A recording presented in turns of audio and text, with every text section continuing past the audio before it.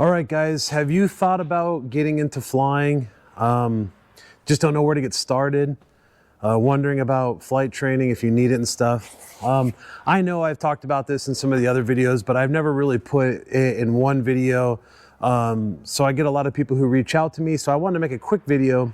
And by quick, I don't know. You never know with me, right? So I'm here at the airport today. Got some tractor work going on, so I hope you guys can't hear all that here at Vakamu. I'm gonna have a video coming on later, probably at the end of the month or next month, about Vakamu. A lot of things going on here, so a pretty cool little area. But it's a good day-ish to go fly. As you can see, the windsock's down, but it was coming from the south when I got here, coming from the north now. So once I get done with this video, I'll probably go and make another video flying. It's been a few weeks since I've been able to fly this plane because I just did a ton of work, all new fuel lines, all new fuel filters, a new fuel pump, which is up in there. And then most importantly is this belt. I have a new GT4 belt. You know, you have to take your prop off and all that stuff to figure it out, or to get that belt on. And I don't know, there's a lot of talk about how much play is supposed to be in the belt. So I'm gonna go and fly today. I'm gonna probably start with a crow hop or two, then get out and look at it, make sure everything's still connected, go from there. But that's not why you're here. So let me get you up on the tripod and we'll talk about it. Okay, we'll try this angle today. Normally I'm on the other side because of how the sun is, but I guess today it works out over here. Some people have been telling me that they can only hear one side of the audio, left or right. I'm trying to figure out this mics and stuff. I changed the adjustments. I hope it works. If it doesn't, I apologize. I'll do better later on. Just let me know in the comments if it doesn't. But let's just talk about this really quick. It's not gonna be a long video. Since I've been doing this YouTube channel, one of the most common things I get asked is, how do I get started? And I try to cover it in videos. You know, there's videos where I did the giveaway, and there's videos, you know, where I bring it up and talk about it. And it just kind of dawned on me. There's a couple things that have dawned on me about getting started in either ultralight, like the one in back, or experimental, like mine. It dawned on me that at some point in time, every human has a dream of flying. Even if you're scared of heights, you know, when you're flying, nobody loves heights. I don't love to get on top of a tree and look down, but when I'm in a plane, I feel fine. So anyways, the main thing I get asked is, how do I get started? And I get asked that question so many times that I want to make this video so I could just kind of send it to them and give them kind of a quick rundown of how I feel about how you should get started. For me, it's pretty much a no-brainer. If you're thinking about getting in an airplane and going flying and you haven't done it yet. Now, this can exclude people who grew up like with a family member had a plane and they'd go flying every once in a while, or you know, somebody who maybe has done CAP, like Civil Air Patrol flights or something like that. If you haven't done any flying, the first thing you got to do is go figure out if you can do it. I have been in my airplane with people who were gung-ho and thought that they were going to just, oh yeah, I'm going to dominate this. And they didn't like it. They were scared of it. And then I've gotten in there with people who were kind of like, I don't know about that. And now they'll message me and say, hey, can we go flying? So just because you feel a certain way right now doesn't mean you're going to once the wheels come off the ground and you've got that weed eater behind you just screaming away. In my airplane, you're not going to have a lot of places that have airplanes like mine to figure that out. But you can still go and get in a 172 and go fly and just see if you like that. At a flight school, you can do a discovery flight with a CFI, and then they'll tell you, hey, yeah, this, you know, here's what you would do. You do like an hour of training basically, but they mostly are just introducing you to it. Definitely do that first. And then from there, you know, reach out to people. If it's this type, if it's a sport pilot you want to be, or an ultralight pilot, then you got to reach out with people in these planes, because this is different. You are outside.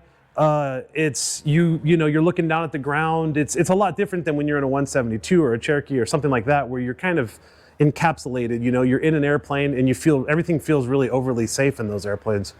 Not to say these are unsafe, but the feeling you get from being in an airplane like this compared to an airplane that is general aviation aircraft, it's a lot different. So if it's this type of aviation you're into, try to find somebody local to you. Even if they don't take you for a flight, go there and talk to them. Most people in this world, they're willing to take you for a flight. If you live in East Texas, I'm willing to take you for a flight. I don't care. The main thing is we just have to make sure that whoever's going on that flight isn't going to panic, especially because an airplane like mine, you have a back seat and a front seat. So if somebody were to panic in the back seat, I wouldn't really be able to comprehend the amount of panic. And there's a stick and rudders back there, so, and the throttle.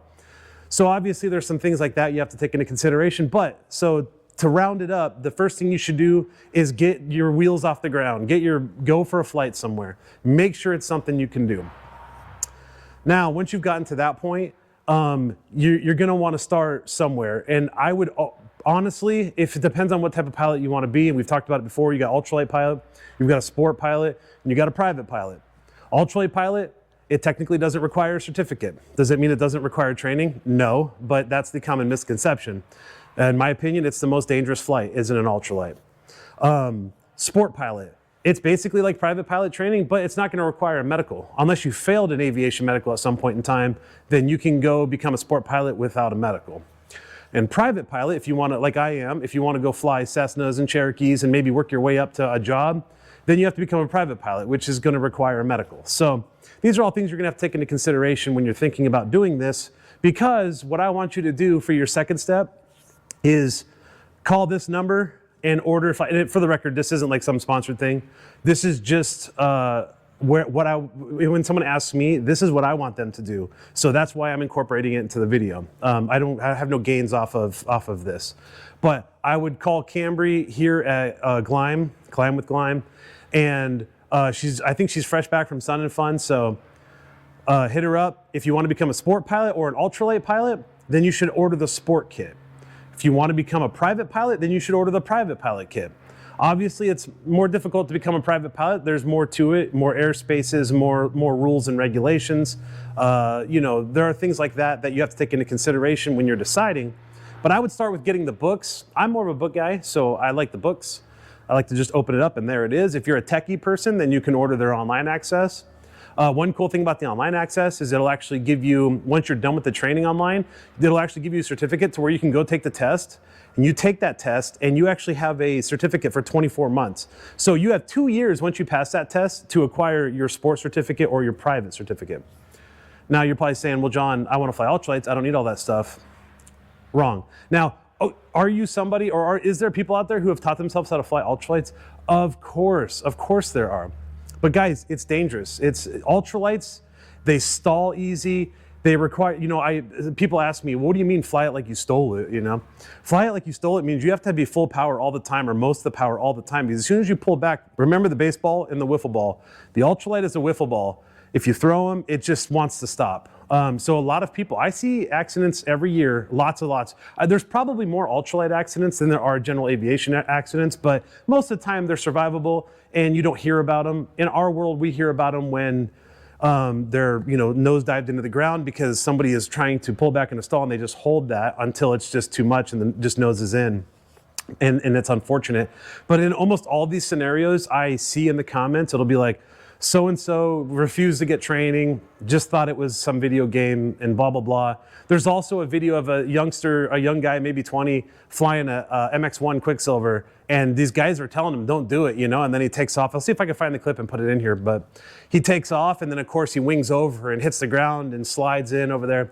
Guys, it's not a video game. This isn't flight sim. Which flight sim's great, for the record, a lot of knowledge out of flight sim, but you're not sitting in the plane, you're not actually doing it. So in the flight sim, you hit reset, you know? In this, you hope for the best. You hope that you survive. So take that into consideration and get training. If you want to be an ultralight pilot, that doesn't mean, listen, if you want to be an ultralight pilot, there's no harm in maybe becoming a sport pilot, because once you start flying ultralights, you're going to become addicted to flying, and you're going to want to start flying two-seaters or something that, you know, you can go further or take a friend. So get sport training. That way you have a general idea of what's going on in the airplane. I had a gentleman message me. Now let's talk a little bit more about the training. The reason I wanted to make this video, and this person gave me permission to talk about this. I am not telling you their name, and I'm not talking badly about this person in any way, shape, or form. I'm sure he's a great pilot, and you know, obviously now he knows, we've discussed it. But he reached out to me, and one of the first messages he sent me on Facebook, and if you're watching this, you can comment if you want, but I understand if you don't. He said, hey, I noticed when you're taking off, you're not resetting your altimeter. And I said, huh, well, and I kind of I get lots of messages, so I kind of blew it off. I was like, well, okay, no big deal. He thinks, you know, and I looked at the video he was talking about, and I'm like, well, no, it was fine, but that's okay, you know, and I just messaged back, hey, yeah, I'll keep track of it, right? Well, a couple weeks later, he messages me again. This was towards the end of last year. And he says, I started flying with a group of aviators that have slower airplanes like mine, you know, basically. I think one's a Phantom and stuff. So hopefully that doesn't give away who it is, but he's not real big on social media, so I doubt it will. And he's like, when we're on the radios, they're telling me they're at 2,000 feet. And I'm at 2,600 feet. So he's like, my altimeter's not working. I'm gonna have to get a new one. And then it hit me.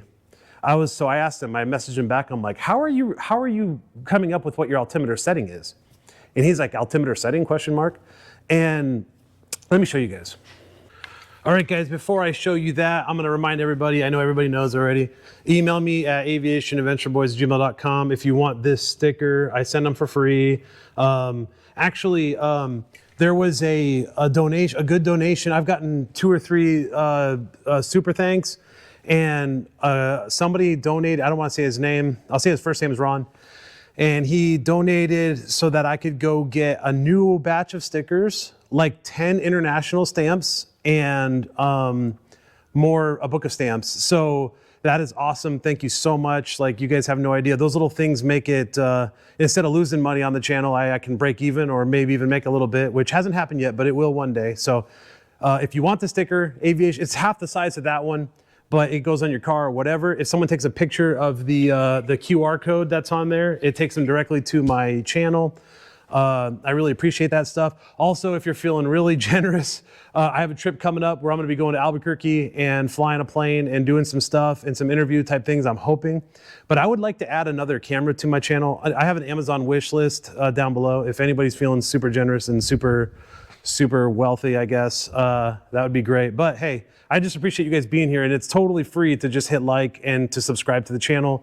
My goal is 10,000 this year, so please help me get there. Please subscribe, please like, comment, whatever you gotta do. Now let's get back into it. aviationadventureboys@gmail.com. Email me, I'll send you a sticker. Oh, and I officially have stickers in 4 countries now. Well, hopefully. I have some on the way to New Zealand, Australia, Canada, which is they've already been there in Canada, now here in America. So yeah, so let's talk about it.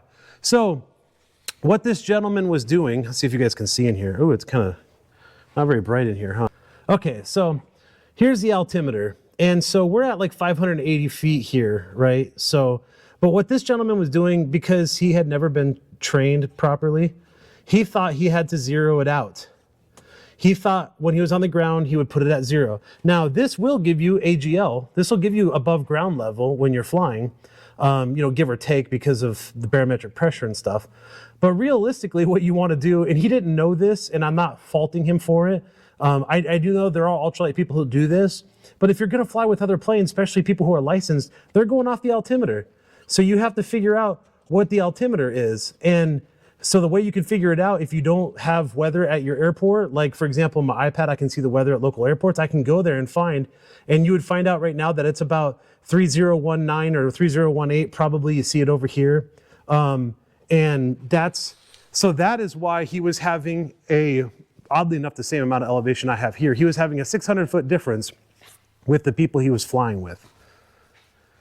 If he had done more training, he would have known that his altimeter was fine. He just wasn't using it correctly. So no, you don't set it to 0. You set it to what the altimeter setting is. So again, you know, you do it on the ground and you know your field elevation. Here it's 580, so 600, you're roughly around 600.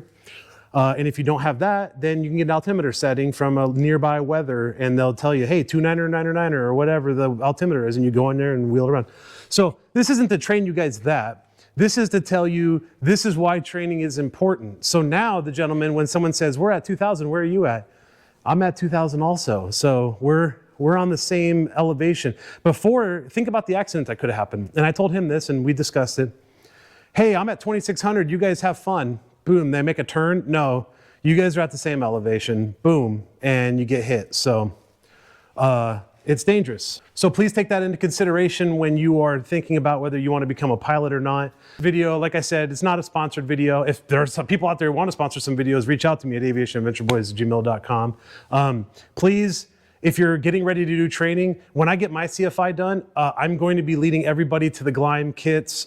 There's a syllabus, there's everything you need in there to accomplish your tasks you can get from Cambry at Gleim. Tell them I sent you. Tell her I demand a discount. She told me she'd give you guys a discount, so I don't know exactly how much that is. So that's up to you guys, or that's up to her. Just be really nice to her. Maybe you'll get a really good discount. I appreciate you guys. I hope if you're watching this video, you take what I'm saying seriously, because flying is a very serious thing. Really quickly too, a lot of people who watch my videos, you guys are sim guys, drone guys, RC guys, and I can't, like the sim I do okay in, drones I do okay in because they self-fly. I have wrecked so many RC airplanes, it's crazy. So all these things are a different talent, you know, just because somebody does one thing doesn't mean they're gonna automatically walk into another. So training, training, training. Thanks guys, I appreciate it. You guys watching, make sure you subscribe, like, share, and comment, and we'll see you on the next one.